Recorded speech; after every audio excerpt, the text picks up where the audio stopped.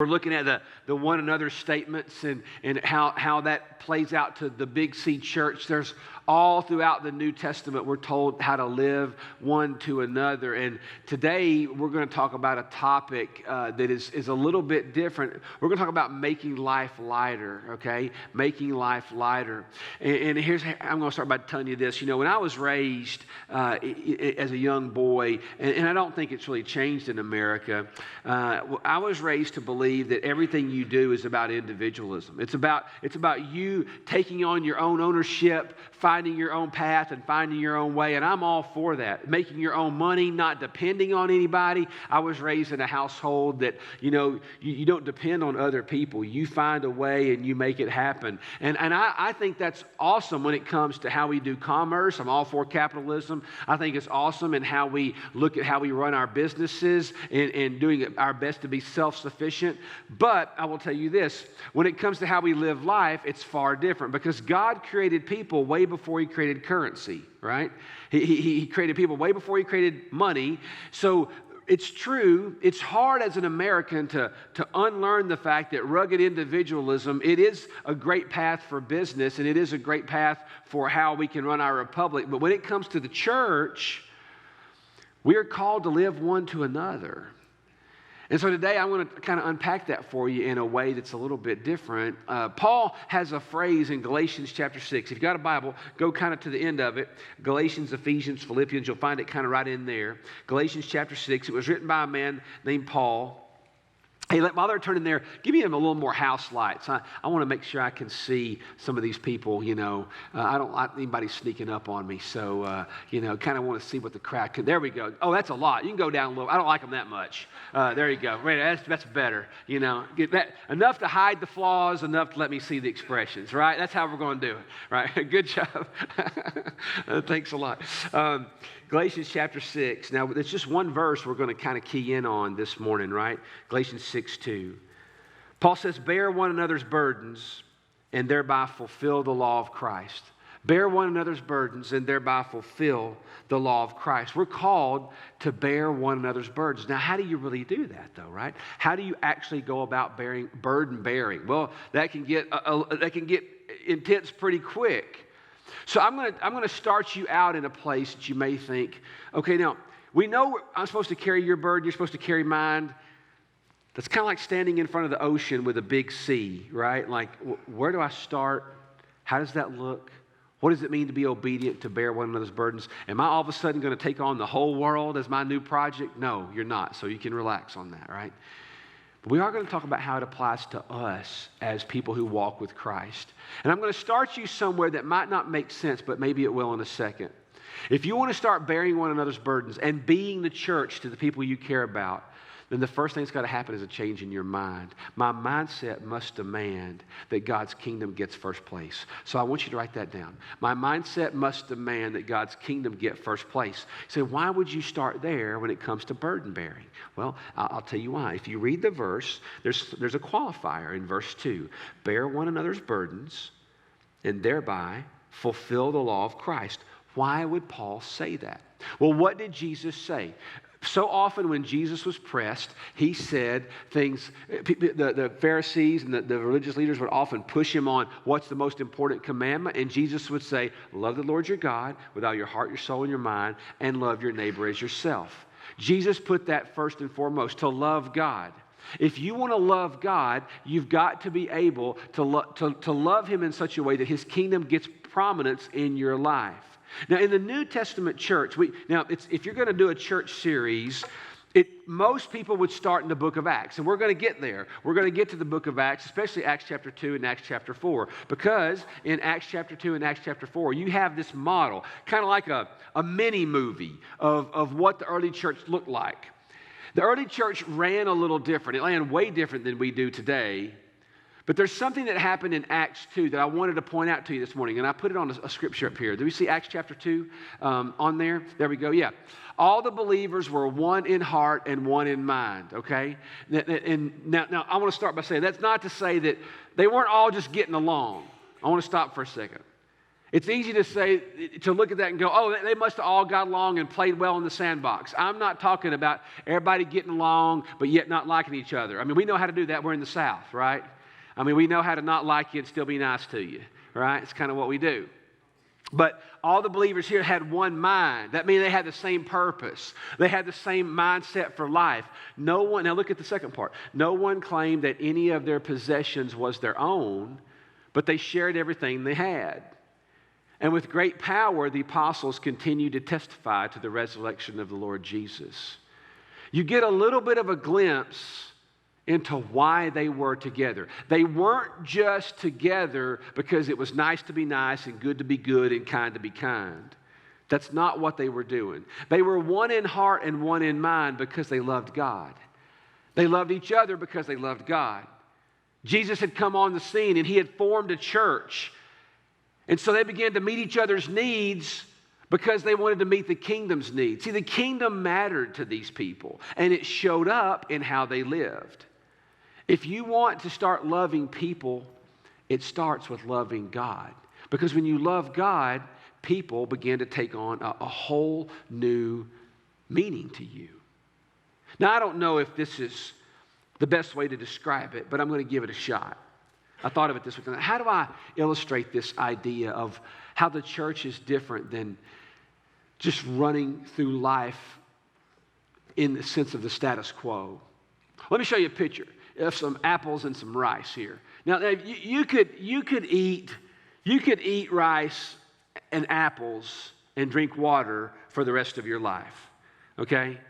Now, some of y'all are already geeking out on nutrition issues, and your mind's going all kinds of, oh, that's too many carbohydrates. You just stop doing that. I picked those out of thin air, right?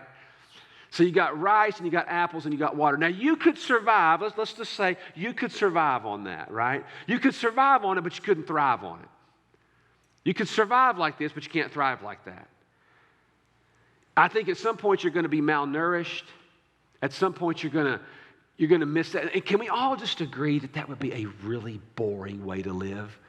Like, you can't cook any of that in bacon grease, right? You can't fry that up. It's good. You can try fried rice. You can. Well, you can fry apples. I'm going backward here. I guess you can do some things. But can we at least agree that you're going to miss out on so many types of varieties of food? You're going to miss out on all these different things that we've been given to eat. And then what about the social implication?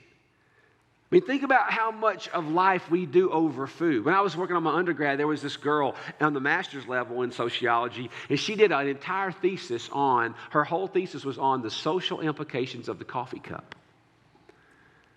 Think about it. It's pretty true, right?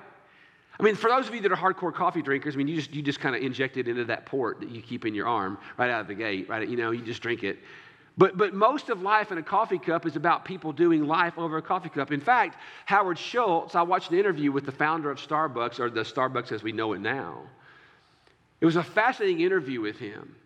See, Starbucks was started by these two men, and they didn't serve, wait for it, they did not serve drinkable coffee because they were coffee snobs. They're like, no. No, real coffee drinkers, they make their own coffee. They grind their own beans. So Starbucks was started as a coffee bean company. They hired Howard Schultz because sales were down really bad. So he said, okay, I need to go do some research. So he went to Europe, and he toured all of Europe. And he began to notice something about coffee houses. They were everywhere. And in those coffee houses, he said, I heard people talking about divorces and children and life. And he came back to the States and he said, listen, if we want to take Starbucks somewhere, we've got to start creating these franchises where we give people the ability to do life together. And they said, yeah, it's crazy. Nobody's going to do that. We don't want to do that. We're not going to do that. So he leveraged all that he had, raised a bunch of money, and he bought out the two men, and then the rest is history. But I watched this interview with Howard Schultz one time, and the interviewer asked him, I couldn't believe it. The interviewer asked him, what does Starbucks do? Because all kinds of people sell coffee. What does Starbucks do? He never blinked. He never missed a step. He said, we shape souls. That is an interesting answer from a coffee company. We shape souls. And the interviewer said, oh, come on. He said, I'm not joking. He said, you think it's about coffee? When we created Starbucks, we created a place where people could go and share life. We gave them an ecosystem to do it, a place to go sit down. You see, if you live your whole life just right there, if that's coming to church, if you just come to church and attend, it's the equivalent of eating rice and an apple for the rest of your life, and that is boring. That's called religion. You just come here, you just get a little bit extra to get you through the week. No, Jesus called us to bear one another's burdens. There's no bearing of burdens if you're getting by on the least amount of nutrition possible. We're called to push into the middle. God gave us an ecosystem far before Starbucks. He gave us an ecosystem to do life in, and it's called the people of God. And it's called getting in there and learning to live with each other and bear one another's burdens. And you can't do that if you just treat it like another thing you do. I'm not called to just attend. I'm called to be an owner of the community of faith. So it starts with your mindset of how you view life in general. It's got to have first place. We are called a kingdom for a reason. And Paul calls us citizens of that kingdom. And that leads me to my second point. If you want to bear one another's burdens, you can't just put God first. You got to do one other thing. You got to live at a pace where you can notice the burden. You got to be able to live at a pace. I think I wrote that down. Do we have that? Yeah, my pace must allow me to notice. If you want to run a life where you can learn to bear burdens, you can't do that if you're only absorbed with your own life and your own self. And I'll tell you, I've had to really grow in that. I've had to grow in what it means to learn to be present. And I'll tell you, nobody helped me with that and has continued to help me with that more than Michelle. My wife has taught me from the earliest days of our dating and marriage how to be present, right? Now, in case y'all didn't know, I talk a lot, okay? I mean, I get paid to talk. I think everybody's entitled to my opinion, right? So that's what I do. So, I'm kind of shortchanging you if I don't tell you a lot of stuff, right? Well, here's what you don't know about me. Not only am I an extrovert, and not only do I have a word count that's like, 7 million a day. Like, y'all have steps y'all are trying to get. I'm trying to get in words, okay? Some of you hit your steps, I'm hitting my word limits, right? Well, when I get nervous, I really talk. Like, there's no way. Oh, yeah, it's bad. And I talk fast and a lot, and I'm coming at you like a machine gun, right? Because I'm trying to figure out if you like me or not, right? And so I just keep talking. So if you want to shut me down, give me a little something back, right? Let me know you love me. It wouldn't even be offended to say, hey, Jason, I like you. It's all good. Awesome. I'm moving on. I'll get out of your hair, right? So our first date, man, like, I think she said like 2 words because I wanted to impress her, and I didn't know how. So I just kept talking like all kinds of stuff. And but we still went back out. So it's a win, right? Fast forward to a few years into our marriage, and I began to notice that Michelle would notice things that I didn't. I began to notice, like, we'd come away from a party or some social interaction, and she would be like, boy, that lady was really hurting. And I'm like, who, that lady we were talking to? Yeah. She wasn't hurting. How'd you pick up on that? I was listening. You were talking. I'm like, oh, I see how this works. Right? And I would begin to see, like, we'd go to these interactions, or we'd meet somebody at church, or we'd be at a ball game, and she'd be like, man, can you believe they're going through that? I'm like, going through what? We were talking about baseball. Yeah, for a while, but did you not notice? I'm like, no, I didn't notice. Because I wasn't always present. Or what I was present on wasn't about them, it was often about me. And I've had to learn over time, if you really do want to bear burdens and you want God to use you, you got to be present. And the way you're present is you got to live life at a pace that people aren't a nuisance to you or that people aren't a burden to you. I think that's part of our reason why we're scared to bear each other's burdens. We're thinking, oh my gosh, that's like a whole nother thing. Like, that's like, do you realize, Jason, how big my to-do list is, man? Like, have you seen my calendar? I'm just going to tell you, friends, calendars don't make it to heaven. They just don't. And I'm not minimizing our work schedules, but what I am telling you is that when you live your life at a self-absorbed rate, you're not going to notice people. And if you want God to use you, you've got to slow your life and your mind to a place where when you're having a conversation with somebody, that in that 27 seconds, for those of you in leadership, if you lead people, I'm telling you, it's amazing what happens when you listen without the intent of changing something. Just listen to what they're saying. You know, when studies are done, more often than not, you'll find that in the marketplace, when executives do studies of marketplace life, what people want more than anything with people that lead them is time with the people that lead them. Just time to know their mind and know their heart. When Jim Collins did his big study on good to great, one of the things he discovered was that when CEOs of some of the greatest companies in the world, when they were in creative board meetings, they found that the average CEO did not need their idea to win. They just wanted to make sure their idea was heard among the others. It's really interesting what happens when we know that people are listening and then they're present. You'll start picking up on real burdens. If we're going to carry another's burdens, then we're going to have to learn to put God first. And what that does is it frames up the way we view people. All of a sudden, people aren't there to be a nuisance to you. People are there because God made people. Let me tell you something, friends. God cares about people because that's who He died for. And we're called to bear that burden out in real life. So I want to point out one thing before we move off this point. Notice there's something missing from Galatians 6:2. He didn't say, to all ye pastors, bear one another's burdens in the congregation. This is a word for all of us.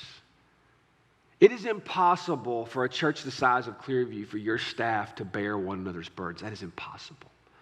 We'll never do it like that. We can't. But we are called to bear one another's burdens together. So this is a whole church thing. So I'm going to give you two key ways that you can turn this into reality. I know that there are probably 50 ways we could start helping one another with bearing of burdens, but I'm going to give you two this morning, okay, based on this passage. I'm going to read this passage to you before I give you the two, because there was a couple of verses I intentionally left out. Let's start in verse 1. Here we go. Brethren, that is literally straight talk for everybody. Brothers and sisters, all God's people is what that word means. If anyone is caught in a trespass, you who are spiritual, restore such a one in a spirit of gentleness, each one looking to yourself so that you too will not be tempted. Bear one another's burdens, and thereby fulfill the law of Christ. For if anyone thinks he is something when he is nothing, he deceives himself. But each one must examine his own work, and then he will have reason for boasting in regard to himself alone and not in regard to another. For each one will bear his own load. You know what Paul is saying there in verse 3, don't you? For if anyone thinks he is something when he is nothing, he deceives himself. He's literally saying, don't think you're too good to care. Don't think you're too good to stop your life and bear a burden for somebody. So how do we do this? I'm going to give you two ways. Number one, I would say God wants me to steer those who are straying. He wants me to steer those who are straying. Now, here's why this matters. Look in verse 1. Brethren, if any one of you is caught in a trespass, you who are spiritual, very important, restore in a spirit of gentleness. Don't you find it interesting that Paul starts there? He starts with the fact that when somebody's straying from the faith or when they're living lifestyles that aren't consistent with the gospel, all of us are called. This is a big deal. We're all called to intercept. When somebody is living a life that isn't consistent with the gospel, it's not my job to step into their lives. It's all of our jobs to step into their lives. That's called biblical accountability. And it's the highest form of love you can show. But I will tell you, in my Christian career in ministry, I will tell you, this is a place where the church as a whole, I believe, we have rebelled against God by just not doing it. We don't do it. And we don't do it for reasons like, well, who am I to judge? Right? There's no verse in the Bible that says your life has to be perfect before you intercept or intervene. It's the greatest form of love you can show. Now, let me be really clear. We are not called to be the spiritual police. You ever been around people like that? They're no fun. You tend to unfriend them in all kinds of ways. No. We're not called to be the spiritual police. We are called to bear one another's burdens when someone is straying from the faith. What did Paul say? We are to restore gently. We're to restore gently. I'll never forget. Michelle and I have been married probably, I don't know. We hadn't been married too long. It was in the first 10 years of our marriage. It was the first time it happened to us to have a friend, really someone that we knew well, that the couple had gone through an affair.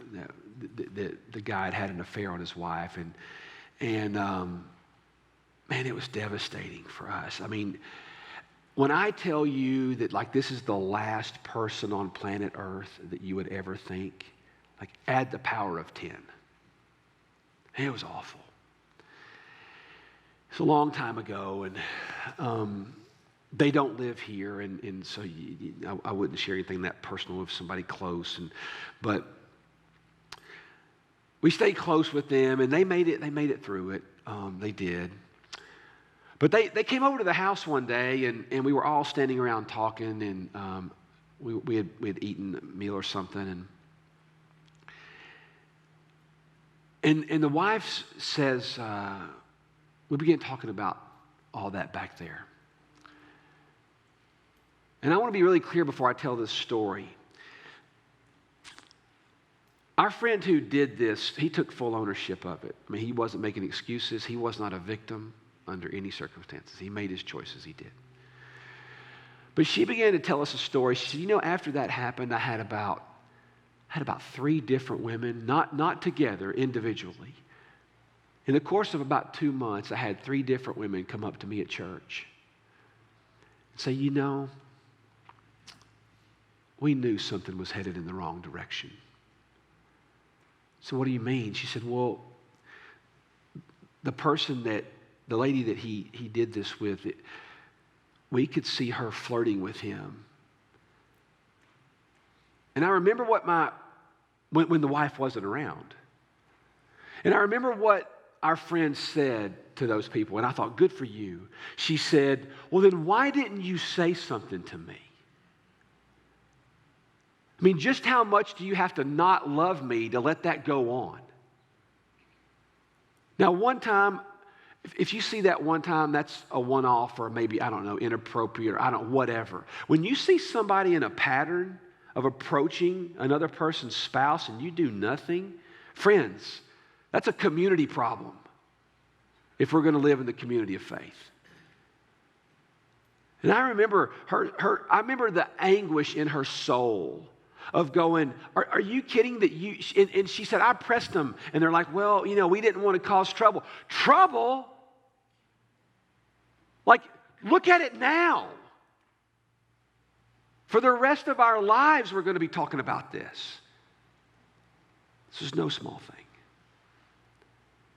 See, biblical, and by the way, and he said, look, man, for a while, it's true. I didn't really pick up on the signals. And if you knew this guy, I'm telling you, he didn't pick up on the signals. He said, but then I did. And then I kind of liked it. So he took full ownership of it. But I'm telling you, friends, if we're going to take the community of faith seriously, sin breaks things. Sin breaks things. And if we're going to live one to another, I want to tell you something. I'm serious. I've said it and I'm going to keep saying it. Don't you ever tell me you love me. Don't. Don't you tell me you love me. If you see a pattern in my life that is inconsistent with the way of Jesus and you say nothing, there is nothing neglectful about grace. Grace and neglect are not the same thing. Paul said to restore one another. That's the key. You don't go up to somebody saying, hey, I'm going to tell you all the ways you're not living for Jesus. Well, that goes two ways, right? That's not what he said. He said restore. The whole purpose of accountability is restoration, that you get them back on the path. He said, so if you see someone straying from the faith, you too are restore them gently. Looking at yourself first, but restore them gently. And I'm telling you, friends, it is much needed. If you want to bear someone's burden, don't let the way of sin wreck them. And I want to tell you, okay, I've done this a few times in my life. I have. And more often than not, it doesn't go well. So there's incentive. Right. More often than not, it doesn't go well. But it often does later. Because sometimes I'm just the first voice that said, hey, I've noticed you're like really angry. What's wrong? How can I help? Or hey, I've noticed that you have a pattern of just destroying people with your words. Do you know that? Often nobody's ever told them. But you got to be able to receive that too. When people that are close to you see things in your walk, let me tell you, I'm telling all of you, if you in that moment, if you can just not talk and not react and really listen, and I've had that happen to me before, okay? And in that moment, I think they're from the devil too. Who are you telling me that? I mean, our attitudes come up fast in those moments. But I have learned that if I've got friends and brothers and sisters that care enough about me to say, man, I think that's going to bite you if you don't stop, you will find that is somebody you want to keep close to you. Those are the real brothers and sisters in Christ. God's not calling us to go around policing everybody, but he is calling us to bear the burdens. Because what did Paul say in Corinthians? If one suffers, we all suffer. Let me ask you something. Do you think if sin is in my life, does it affect you? Oh, you better believe it. If sin is in your life, does it affect the people at your work? If you have a problem telling the truth, if you're a liar, if you have a problem under pressure that you tend to lie, let me ask you something. Does this affect the people you work with? Oh, just a little. Right? If you're an angry person, does this affect your family? Oh, sorta. Right? If one suffers, we all suffer. And if one gains, we all gain. We are in this thing together, friends, whether you like it or not. We are with each other. We are called to steer those who are straying. But there's one more area that we are called to do. And this one's a little harder because it's a little, blue sky. But I would say it this way. God calls me to steady those that are staggering. God calls me to steady those that are staggering. We are messengers of heaven when we do this. And this is hard because sometimes you don't really know what to do when when life's handing them a heavy load. I heard one time it said, I'm sure you've heard this, I don't know who this was original with, but someone once said the Christian life is either going into a storm, in the middle of one, or coming out of one. I mean, is it really true? It's true, man. You're heading into something all the time, or you're coming out of something all the time, or somebody close to you is coming out of something all the time. But we are called to be people who steady those that are staggering. Life does hand people a really heavy load sometimes. And I want to tell you, that's the beauty of the body of Christ, man. This is what I know. I don't know how it would happen. I don't know the way it would happen, but I can tell you, I know for a fact that if the bottom fell out of my life today, I've got people in this church that, honest to God, they would say, how can I help? They would. They really would. And it's hard to know exactly how you do that, but you can't do it you can't do it on the periphery. You can't do it if you're that person just eating rice and apples and attending. It's called religion. You can't do it. Religious people don't have that, but Christians have it in the community of faith when we're so intertwined. And I'm going to tell you, it gets messy, man. Right? Erwin McManus said it one time, and I've never forgotten it. He said, the same people that make ministry meaningful also make it messy. I mean, if you're going to do life up close, right, it's messy. And you're going to see sides of me that you don't like, and I'm going to see sides of you I don't like, and that is not the point. The point is that if we're going to do life together and get in there tight, our problems are lighter. Abraham Lincoln said, a problem shared is a problem halved. When we are together and we walk through it together. And I want to leave you with this simple understanding of you may not often know what to do in these times where people are staggering under a heavy load, but I want to give you a word of encouragement. Believe it or not, the best gift you have to give somebody in the heavy season is you. Your presence is the gift. The fact that you check on them and really mean it. And I don't mean just check on them the next week, but you're checking on them for a while. You're circling back to make sure they're okay. I've watched our church do this, man. I've watched so many people in this church when somebody's going through a strangely difficult or an extraordinarily difficult time. I've watched y'all in your small groups come around and you literally take the burden onto yourself and you share the load. And it's a beautiful thing to watch when it happens. That's what we're called to do. But your presence, don't forget, friends, so often it's not, you don't know the right things to say, but you know, people will remember that you were there. That's what they'll remember. They'll remember that you were there and that you took the time out of your life to slow your life down and just minister to them in a way of your presence. And that is mission critical.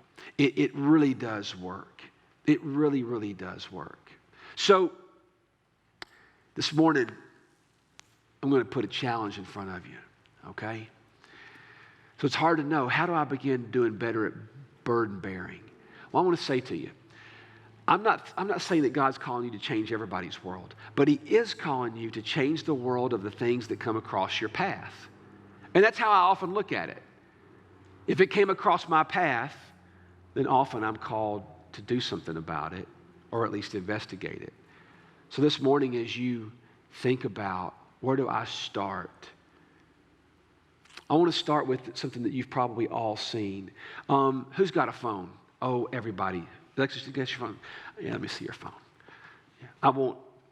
Don't open it up. That's not good. Don't, because I'll post something in your name. I will. I've done it before to people. It's my favorite thing to do to people. Don't ever leave your phone like unprotected around me, because there will be weird Facebook posts that you lost a friend that way one time. That's a whole different story. All right, but it is really fun. I like to do, post just really funny, quirky stuff on their behalf. Just saying. Whole other sermon. I'm off track. There's many times, if you haven't used your Maps app in a while, and you go into your privacy settings, this is all for you that are saved and have iPhones. For all of you that are not, y'all are a little slow today. That was really good. So you can go into your privacy settings, and you can, when you click it on, sometimes it will ask you to recalibrate your phone. And you'll have to turn it all kinds of ways. It's trying to get your compass to be oriented. If you have a compass app, most of you don't know east from west, but if you do, all right, if you ever need to know east from west, because it kind of matters, then your phone, don't be surprised if it says twist your phone. And what it's doing is it's recalibrating. And literally you just move it around, and then all of a sudden your compass gets back on track. I think that's where we start. I think where we start is just saying, God, recalibrate my life that I can be a noticer. God's not calling you to change the whole world, but He is calling you to impact yours. And that starts with the way that you orient to the path you're on. You often don't think about sharing something with somebody like a tweet or an email or sending them a sermon or sending them a podcast. You don't often think of that as missions, but it is. It's not that you have to send it to the whole world or post every single thing we do at ClearView on your feed. But if you've heard a sermon or if you've listened to a podcast, think through your life. I mean, God, who needs to hear this? Sometimes it doesn't need to go on your Facebook page. Sometimes it needs to go on your Twitter. But sometimes just a simple text to one person can make all the difference in the world, is sending them the Word of God in real time. Share it. You'd be surprised how far it goes.